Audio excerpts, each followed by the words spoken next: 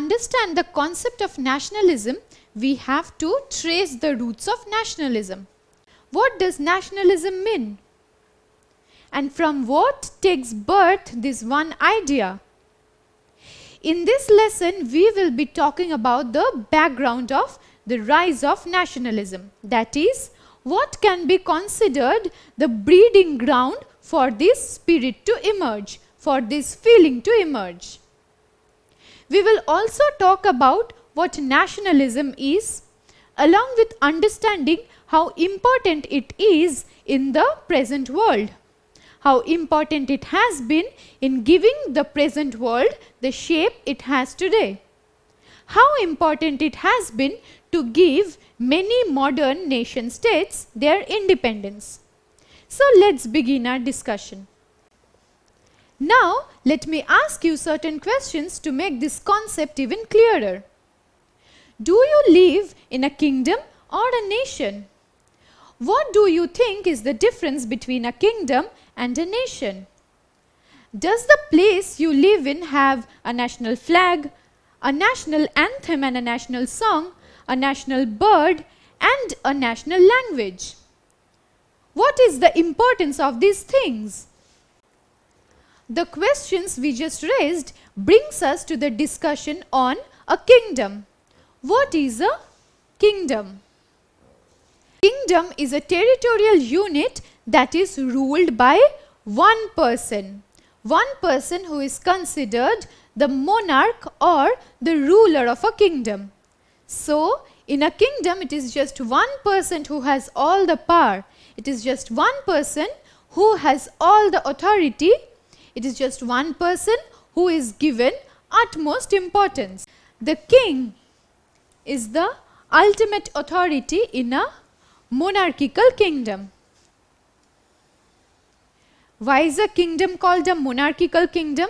This is because kingdoms are ruled by monarchs. So, kingdoms are ruled by just one person who is either the king or the queen.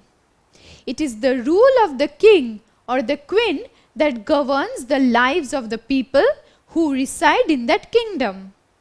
The questions we raised previously brings us to the discussion on a kingdom. So, what is a kingdom?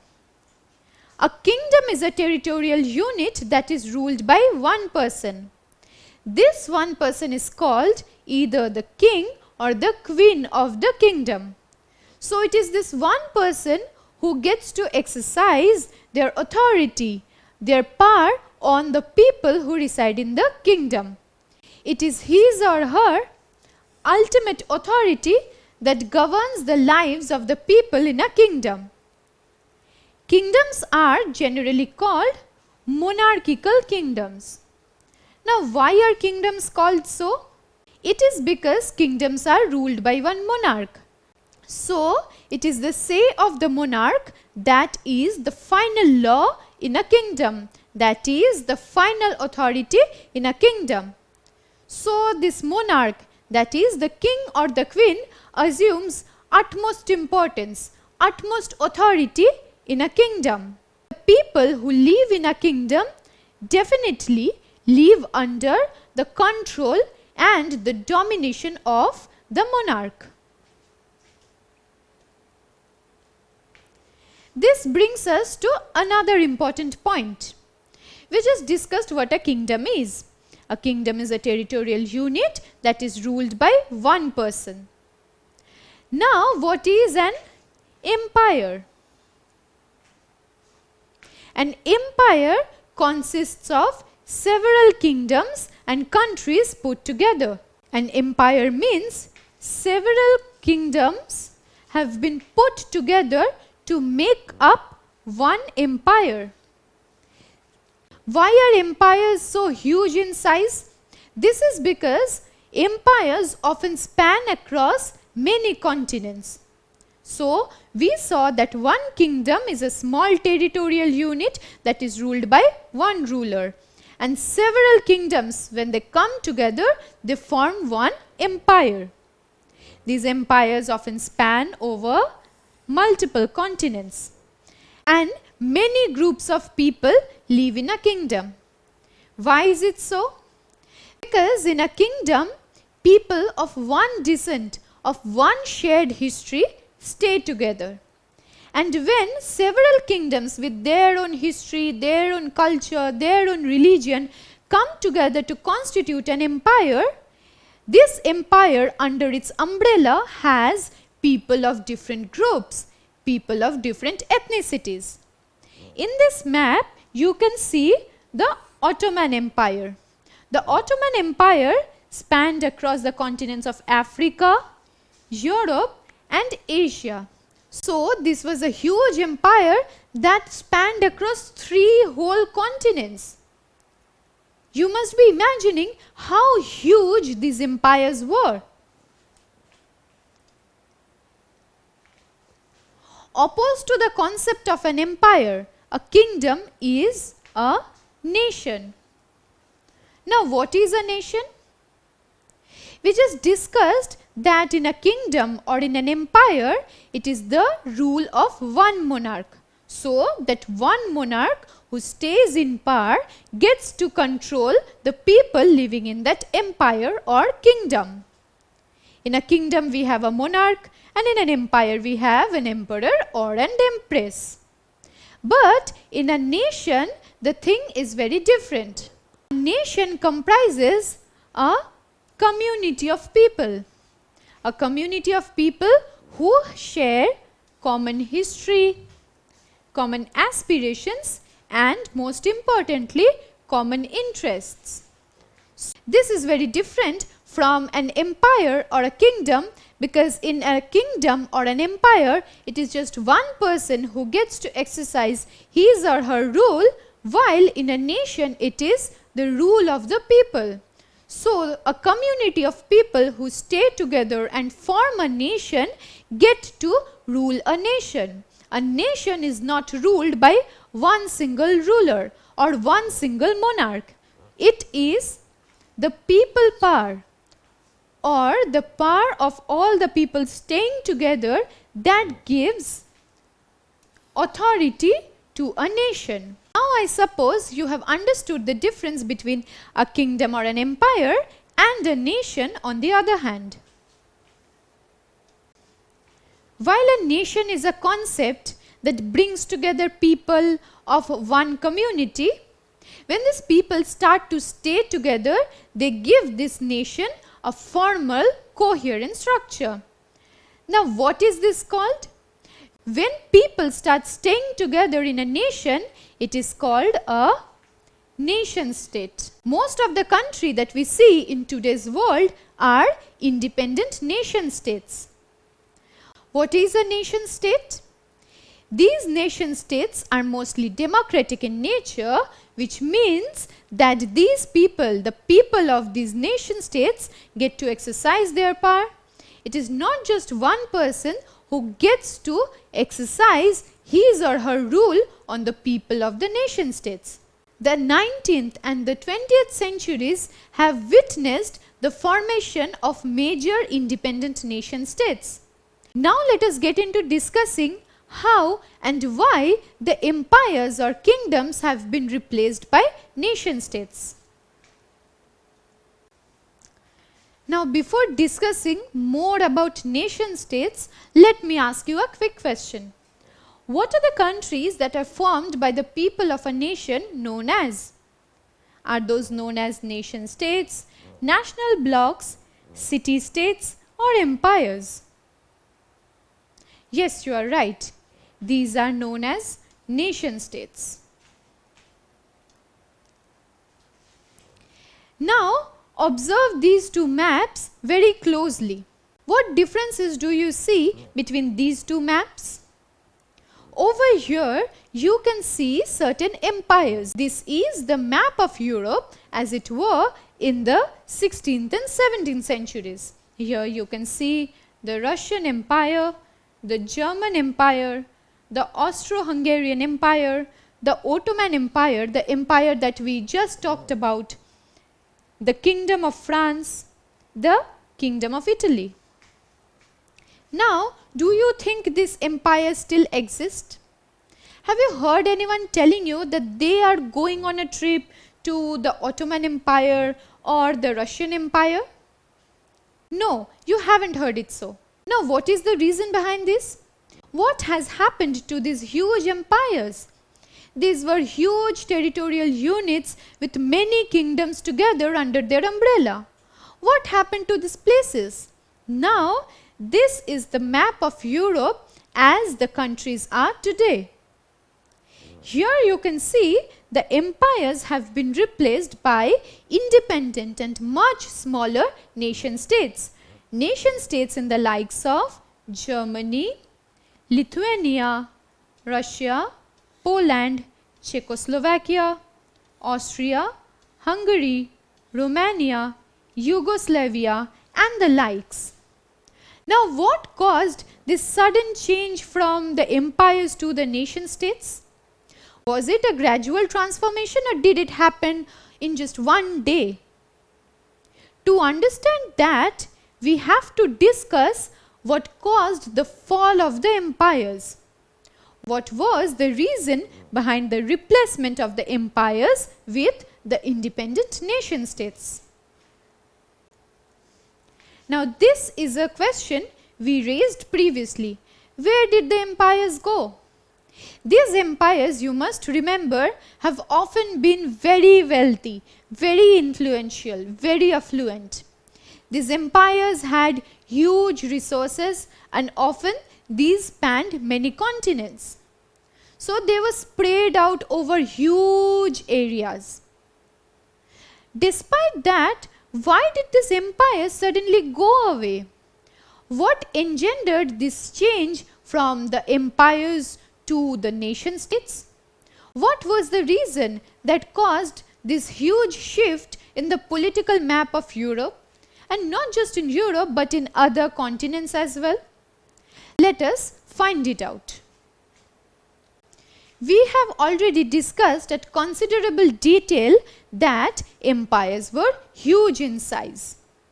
Since empires were huge in size, they had in them several kingdoms. What did we discuss when we talked about kingdoms? We said that in one kingdom, people of a shared history, a shared descent generally stay together.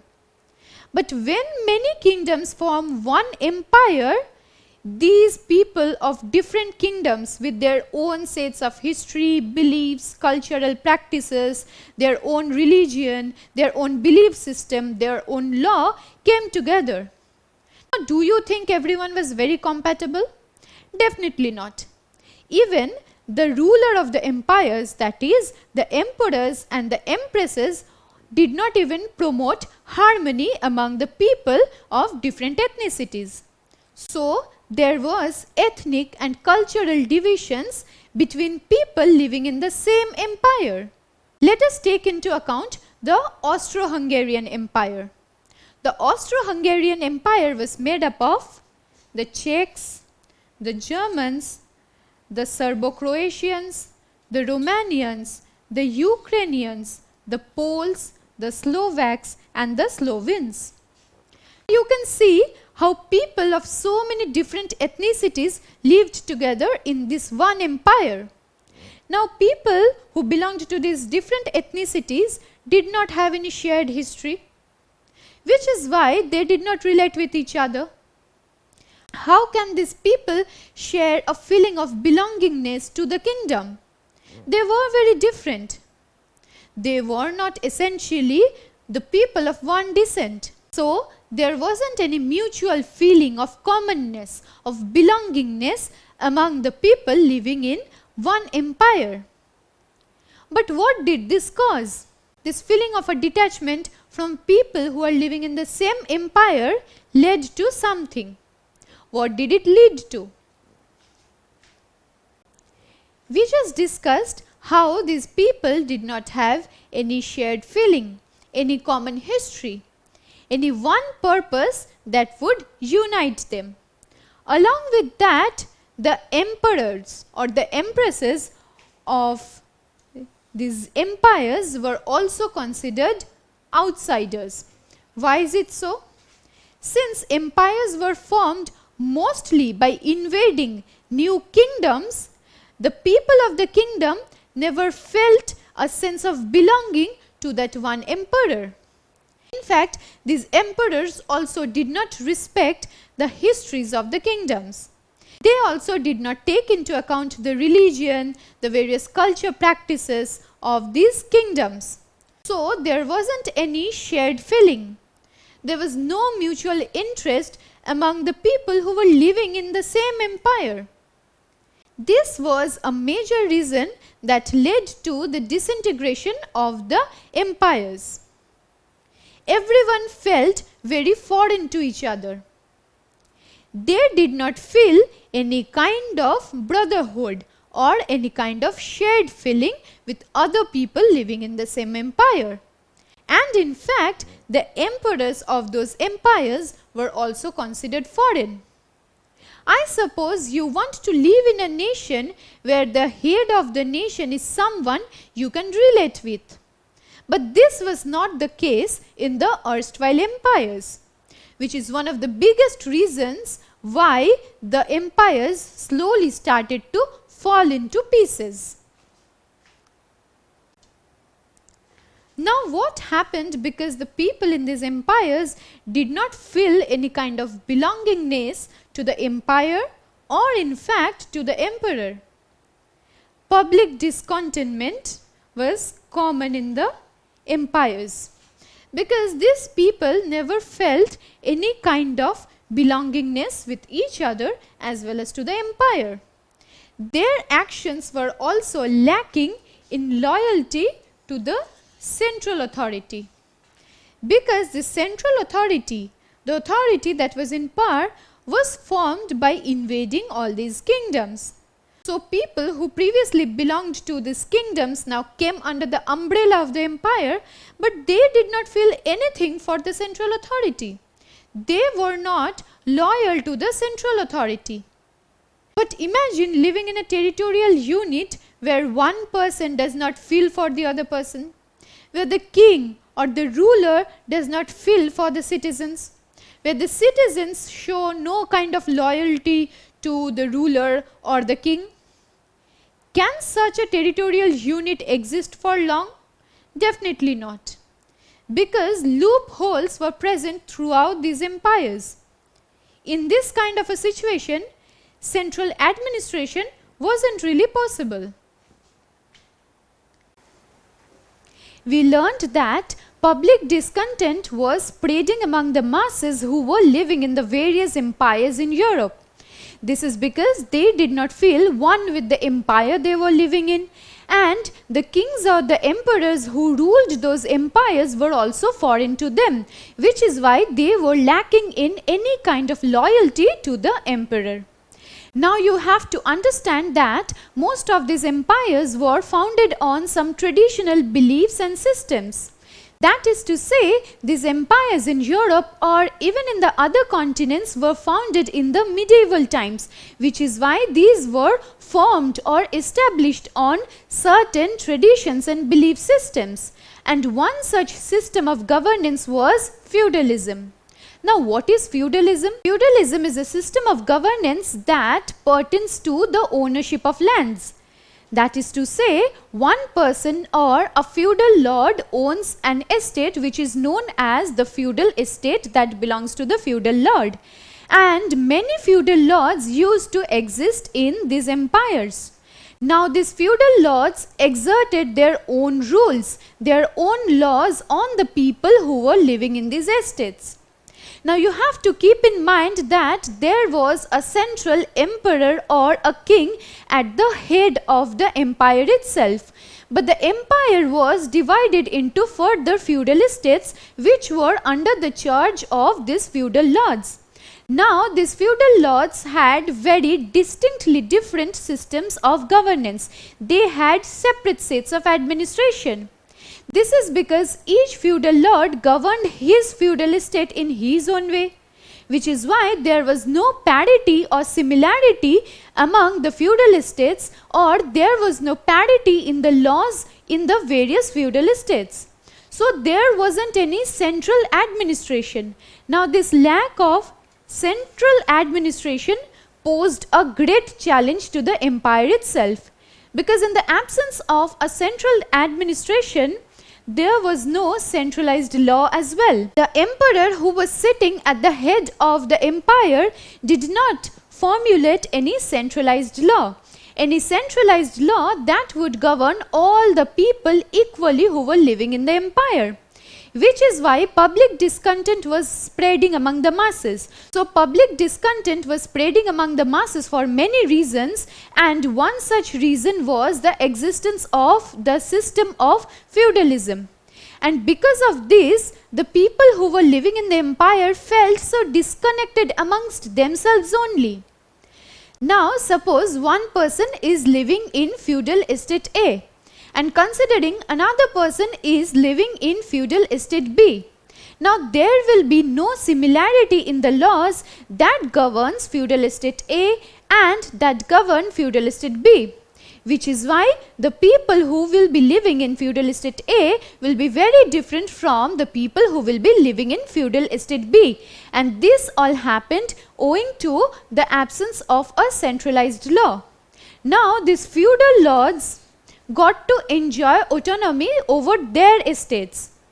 So the emperor who was sitting at the head of everything, or the emperor who was at the helm of the empire, did not get to enjoy full autonomy over these feudal estates, and the feudal lords got to enjoy their power over the feudal estates. Now this further led to the disintegration of the empires, because the empires did not have a standard administration. The empire also did not have a standardized set of centralized laws, which is why the empires were slowly falling into ruins. Now let us try to understand what was happening in these empires. The emperor or the sovereign monarch was in charge of everything, but certain systems were prevalent in Europe. One such system was the feudalism. The feudal lords got to impose their own taxes and make their own laws, make their own rules, which is why there was no central administration. What do we see here? A trader is trying to trade his goods within the same empire, but he is having to pay taxes and duties at several places within the same empire. This is very unfair. This is the same empire, but he is having to pay taxes at different stages, which is why he is very angered. The previous illustration showed us how one trader, when he is trying to trade his goods within the same empire, that is within the same political territory, he is having to pay taxes and duties at different stages. Why was this so? This is because there wasn't any central administration. There was no kind of standardization of laws. The feudal lords could exercise their own authority, their own power over the territories they had in their possession. Various feudal lords had their own laws. They had their own rules and impositions. So there was no one standard law, one central law that would govern the entire empire. These caused resentment among the traders and other people who were living in the same empire. Multiple custom duties within the same empire made trade very disruptive. Had there been one standard law, trade would have been sailing very smoothly. Since there were different laws imposed by different feudal lords, trade did not happen very smoothly in these empires. This should also be considered as one of the very crucial reasons that led to the disintegration or the fall of these empires. Now, how did the merchants respond to this? In the previous illustration, we just saw how angered the trader was, because he was not able to trade his goods smoothly without paying multiple custom duties within the same empire. So, wealthy merchants demanded the removal of these barriers.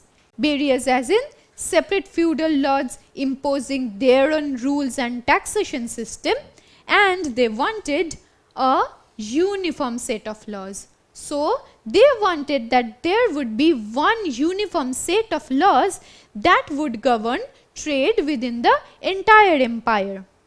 There won't be any difference in laws in the various feudal estates. This, as you must understand, was the breeding ground for rebellion. The masses already did not feel any sense of belongingness to the empire. Coupled with that, we saw how trade was also disrupted. So, there was no we feeling among the people living in the same empire, which is why rebellion broke out. Now, these people wanted to have their own governments with their own sets of governance. They no longer wanted to be under the umbrella of one empire that did not give any space or recognition to the various ethnicities that were living together.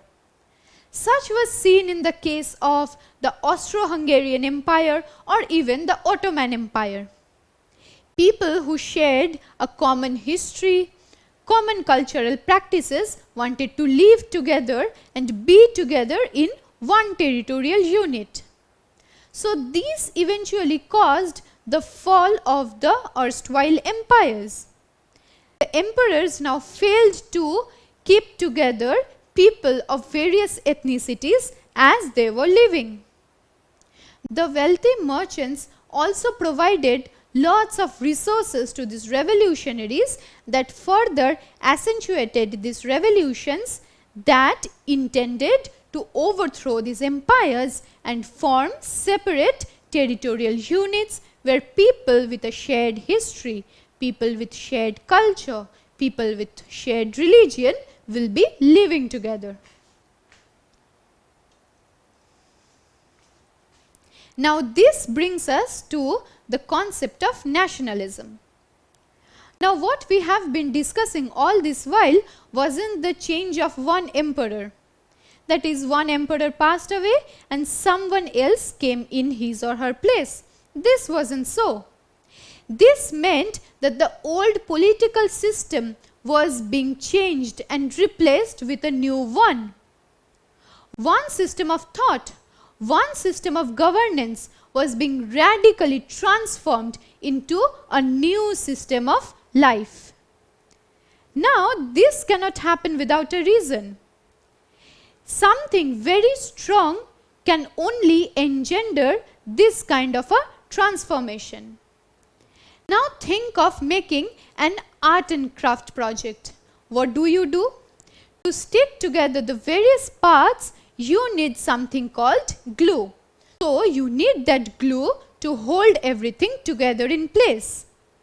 So, in this case, when the empires slowly started disintegrating and feudalism was also faltering, the people had to come together. And how did they come together? To come together and cause the fall of the empires, the people had to do something very crucial. Now, what was it? Some thought, some idea, some feeling that was very political in nature was required to bring all these people together. Now, can you think of the concept that I am talking about here? Yes, it is the concept of nationalism. So, public discontent over living in the same empire and not feeling a sense of belongingness to it fostered in the minds of these people the spirit of nationalism. The spirit of nationalism that brought together people with one shared history, with one shared cultural practice, with one shared religion, with one shared system of thought. So, it is this one spirit of nationalism that caused the disintegration of the erstwhile empires. In the subsequent lesson, we will be talking about the shape that this nationalism took. and how nationalism inspired people to rebel against the empires, to rebel against any sort of foreign impositions. Along with this, we will also discuss how nationalism eventually inspired further revolutions across the world and gave birth to many independent nation states. Don't forget to subscribe to our channel and hit the bell icon. You can also register for free at DeltaStep.com or download the DeltaStep app to learn one-to-one with our amazing teachers or to get access to all our 5,000 plus amazing videos as per your school syllabus. Master each topic with our adaptive practice technology. Get million plus questions with step-by-step solutions and unlimited mock tests. Get all your doubts resolved instantly. Learn via games and win amazing prizes like PlayStations and iPads. So at DeltaStep, learning is not just fun and easy, it's rewarding too. So register for free now.